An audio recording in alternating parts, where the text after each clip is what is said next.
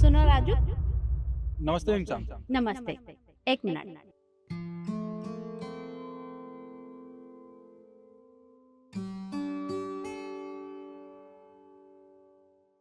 ये लो, ये तुम्हारी 2 महीने की सैलरी।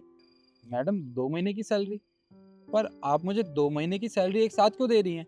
और वैसे भी अभी तो सैलरी मिलने में 4 दिन बाकी है, आप मुझे पहले ही पैसे दे रही हैं।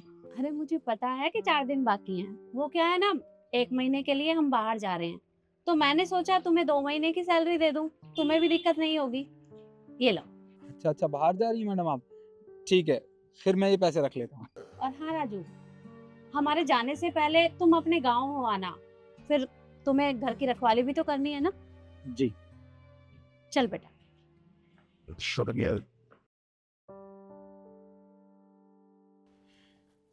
मुझे तो पैसों की बहुत ज़रूरत थी। अच्छा हुआ मेम साहब ने मुझे ये पैसे पहले ही दे दिए। एक काम करता हूँ, इनमें से ना कुछ पैसे वहाँ की साड़ी के लिए रख लेता हूँ, और थोड़े पैसे ना बाबूजी की शर्ट और पैंट के लिए, और छोटी के लिए भी ना कुछ अच्छा सा तोहफा लेके जाऊंगा। पर एक बार पैसे गिन तो लूं।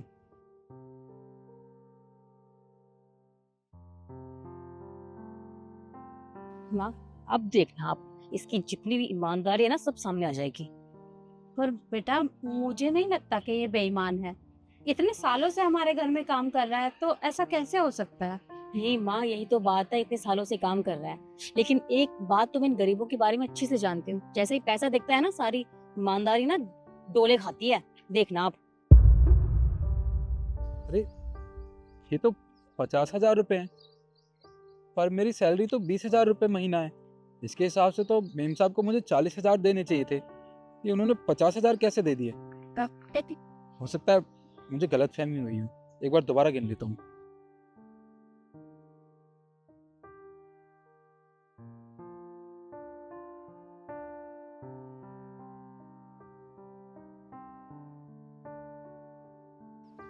ये तो 50,000 रुपये ही है।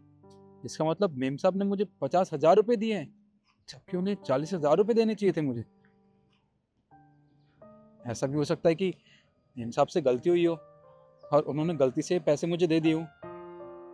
क्या करूं इन पैसों का? एक काम करता हूँ, इन पैसों को अपने पास रख लेता हूँ। मेम साहब को क्या ही पता चलेगा। नहीं नहीं, ये पैसे रखना बेईमानी होगी मेम साहब के साथ। क्या करूं, कुछ समझ नहीं आ रहा। अपने दोस्त केशव से पूछता हूँ, वो अच्छी सलाह देगा।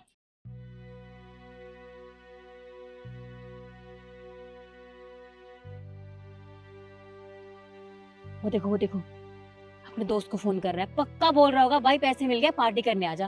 अरे माँ, आपको अब भी समझ में नहीं आ रहा, ये है चोर एक नंबर का। रुको आप। पर ऐसा भी तो हो सकता है ना कि अपने घर फोन कर रहा हो। ऐसा कुछ नहीं है, रुको आप। हेलो केशव, अरे तुझे एक बात बतानी है। जो मेरी मेम साहब है ना, जिनके यहाँ मैं सिक्योरिटी गार्ड की नौकरी करता हूँ, उन्होंने मुझे गलती से ना 50,000 रुपये दे दिए हैं। अरे वो क्या है ना कि वो कुछ टाइम के लिए बाहर जा रही हैं, तो उन्होंने मुझे 2 महीने की सैलरी एडवांस दे दी थी, जो कि 40,000 रुपये होनी चाहिए, और उन्होंने मुझे 10,000 रुपये ज़्यादा दे दिए। मुझे लगता है उनसे गलती हो गई।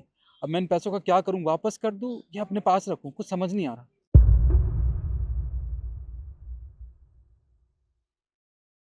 अरे तू कैसी बात कर रहा है? वो मेरी मेम साहब है, मैं कैसे कर सकता हूँ ये सब? तू रहने दे, तू तू फोन रख, तुझसे बाद में बात करता हूँ।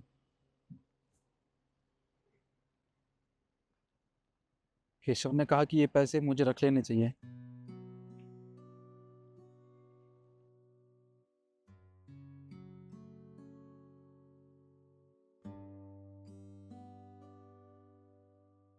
वो देखो, रख लिए ना पैसे। अब चला पता। अब देखना, जैसे ही आप आओगे ना तो बोलेगा नहीं मैडम आपने इतने पैसे ही दिए थे मुझे, झूठ बोलेगा आपसे। देख लीजिए, सब आपके सामने ही है। अब भी मानोगे कि ये ईमानदार है? चल, चलते हैं। चलो। अरे भाई, बाइक क्यों लगा दी यहाँ पे? हटाओ यहाँ से। राजू, मुझे कुछ काम है, जरा अंदर आना। मेम साहब आप गई नहीं? वो छोटा सा काम था तो हो गया हमारा। अच्छा ठीक है। क्या हुआ, तुम कुछ परेशान से लग रहे हो। नहीं, मैं परेशान नहीं हूँ, ठीक हूँ मैं मेम साहब। देखो राजू, कोई बात है तो बता दो, छुपाने की जरूरत नहीं है। कोई भी बात हो, कोई परेशानी हो, तुम बता सकते हो। हम बुरा नहीं मानेंगे, बताओ। अरे नहीं नहीं, मैं बिल्कुल ठीक हूँ, ऐसी कोई बात नहीं है। पक्का? कोई बात नहीं है? जी। ठीक है, तुम आना अंदर, मुझे कुछ काम है। चल बेटा। सुनिए मेम साहब, ये ये पैसे आप रख लीजिए। आपने गलती से मुझे 10,000 रुपये ज़्यादा दे दिए थे और मुझे लालच आ गया था, इसलिए मैं ये पैसे अपने पास रखने चला था, पर मुझसे ये पैसे रखे नहीं जा रहे, आप रख लीजिए। क्या पैसे फालतू चले गए थे? शिखा, तुमने पैसे गिनकर नहीं रखे थे क्या? माँ गिनकर तो रखे थे, पर शायद जल्दबाजी में मैं ढंग से गिनना भूल गई थी, तो इसलिए एक्स्ट्रा पैसे आ गए। गलती से आ गए होंगे। वैसे तुमने वापस क्यों किए? तुम अपने पास रख भी सकते थे।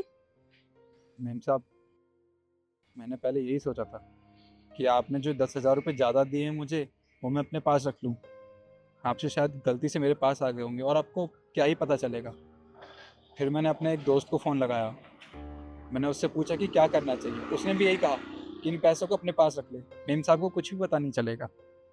पर मेरा ज़मीर नहीं माना मेम साहब, क्योंकि मैंने आपका नमक खाया है, आपकी वजह से मेरे घर का चूल्हा जलता है। मैं आपके साथ गद्दारी कैसे कर सकता था, इसलिए मैंने सोचा कि ये पैसे आपको वापस कर दूँ।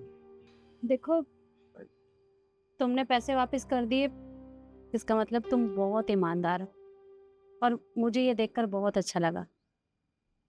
देखा शिखा, मैंने तुम्हें पहले ही कहा था ना कि ये बहुत ईमानदार है, ये पैसे वापस कर देगा। हम आपने सही कहा था। सॉरी राजू, मैंने तुम्हें गलत जज कर लिया। मुझे लगा तुम भी औरों जैसे हो।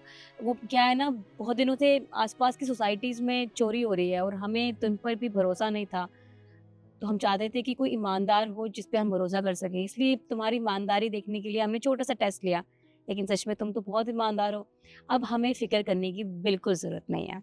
और हमने इस वजह से भी किया था क्योंकि हम 1 महीने के लिए बाहर जा रहे हैं। हमारे पीछे से घर की रखवाली तुम ही करोगे और हमें देखना था कि तुम कितने ईमानदार हो, कितने नहीं। बस अब हमें तुम्हारे ऊपर पूरा भरोसा है, तो हम तुम्हारे ऊपर अपना घर छोड़कर जा सकते हैं। मेम साहब, आप ये कैसी बातें कर रही हैं?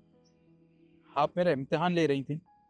आपको तो पता है मैं आपके घर में पूरे 3 साल से काम कर रहा हूँ, आपकी वजह से मेरे घर में चूल्हा जलता है, मेरे माँ बाबू जी की दवाई आपके दिए हुए पैसों से आती है, मेरी बहन की पढ़ाई का खर्चा भी आपके पैसों से ही चलता है। तो मैं आपके साथ ये सब करने के बारे में कैसे सोच सकता हूँ? देखिए मेम साहब, मेरे माँ बाबू जी ने मुझे एक शिक्षा दी है कि चाहे कम कमा लो पर ईमानदारी का कमाओ, क्योंकि ईमानदारी का पैसा फलता फूलता है, बेईमानी से कमाया हुआ पैसा कहीं ना कहीं वापस चला जाता है और दुगना जाता है। इसलिए मैं आपके साथ बेईमानी नहीं कर सकता मेम साहब। तुम्हारे बाबूजी ने तुम्हें बहुत अच्छी बातें सिखाई हैं और तुम्हारी ईमानदारी को देखते हुए मैं तुम्हारी सैलरी बढ़ा रही हूँ, पूरे 25,000 रुपए। तो ये सारे पैसे तुम रख सकते हो। क्या मेम साहब आप सच कह रही हैं? हाँ, मैं सच बोल रही हूँ, तुम बहुत ईमानदार हो। ये लो, ये तुम्हारी सैलरी। आपका बहुत बहुत धन्यवाद मेम साहब। और हाँ, तुम कल अपने गांव निकल जाना ताकि हमारे जाने से पहले तुम वापस आ सको। जी मेम साहब, मैं कल ही गांव निकल जाऊंगा और जब आप आओगी उससे पहले ही आ जाऊंगा। ठीक है, चल बेटा।